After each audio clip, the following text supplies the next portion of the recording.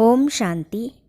ब्रह्मा बाबा की जीवन कहानी में आज हम देखेंगे कि अत्याचार करने वालों ने लाखा भवन को भी आग लगाई। इतने अत्याचार करने पर भी लोगों ने छुट्टी न की। क्रोध एक ऐसी अग्नि है, जब यह धधकती है तो सुख देने वाली संपत्ति को और संस्थाओं को भी जलाने के लिए लपक पड़ती है।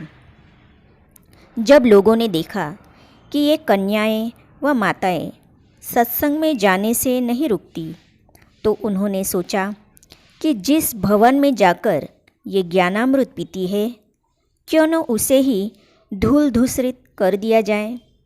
अतः एक दिन की बात है कि जब बाबा सत्संग भवन, जो कि लखीराज भवन के नाम से भी जाना जाता था, में उपस्थित नहीं थे, तब उन लोगों ने अवसर जानकर उस पर आक्रमण कर दिया। उस जमघट में बहुत ही शरारती लोग थे। उन्होंने उस लखीराज भवन को चारों ओर से घेर लिया और वे दरवाजे, खिड़कियां इत्यादि तोड़ने लगे।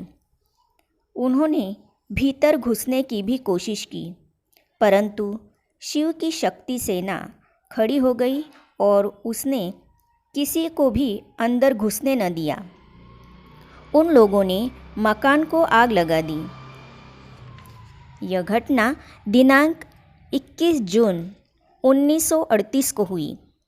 ओम मंडली के 110 सदस्यों ने हस्ताक्षर करके डिस्ट्रिक्ट मजिस्ट्रेट को रिपोर्ट की, परंतु वह मुखी मंगाराम का रिश्तेदार था। उसने उस रिपोर्ट पर विशेष कार्यवाही नहीं की।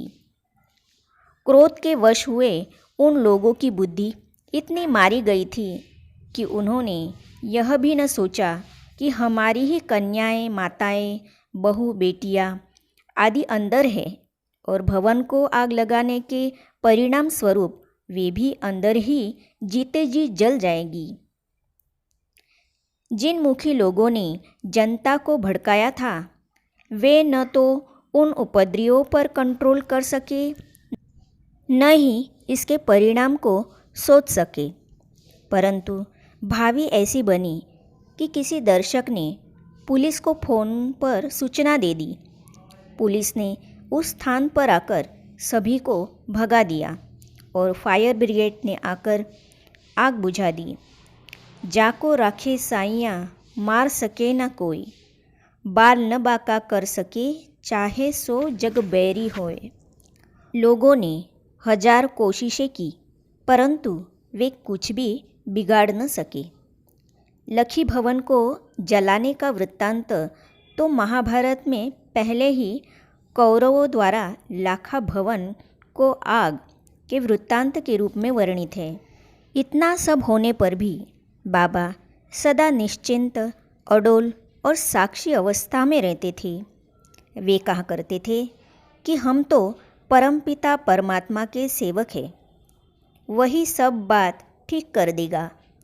धर्म के मार्ग पर ये परीक्षाएं तो आती ही हैं, परंतु हमें इस निश्चय में स्थित रहना चाहिए कि सच की बेड़ी डोलती है, डूबती नहीं है।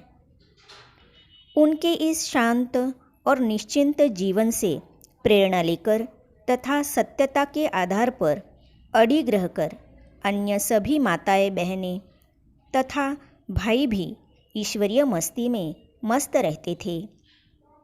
वे साक्षी होकर इस नाटक को देखते। लोगों ने लखीराज भवन पर इतने पत्थर फेंके, शीशे भी तोड़ दिए, दरवाजे भी उखाड़ दिए और हंगामा भी खूब किया, परंतु वे माताएं, बहनें भयभीत नहीं हुईं। बल्कि इन सब घटनाओं का फल यह हुआ कि संसार से उनका जो थोड़ा बहुत भी अनुराग रहा था, वह भी टूटता गया।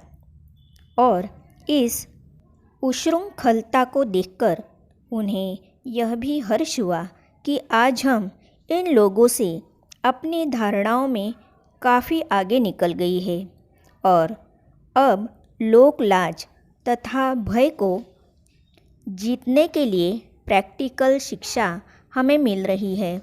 इसके अतिरिक्त लोगों की अशांत अवस्था को देखकर उनके मन में करुणा भी जागृत होती। आज के लिए बस इतना ही। आगे के कड़ी में हम देखेंगे कि इन उपद्रवियों ने ओम निवास के बाहर पिकेटिंग भी की और उसमें उन्होंने किस तरह से अपनी आसुरी सेना और दूसरी पांडव सेना अथवा शिव शक्ति सेना के साथ चक्रव्यूह रचा। ये जानने और पढ़ने के लिए इस चैनल को सब्सक्राइब करने के साथ साथ ही साइड में जो बेल आइकॉन है उसे भी क्लिक कीजिए ताकि आने वाली सभी वीडियो आप तक पहुंचती रहेगी। ओम शांति।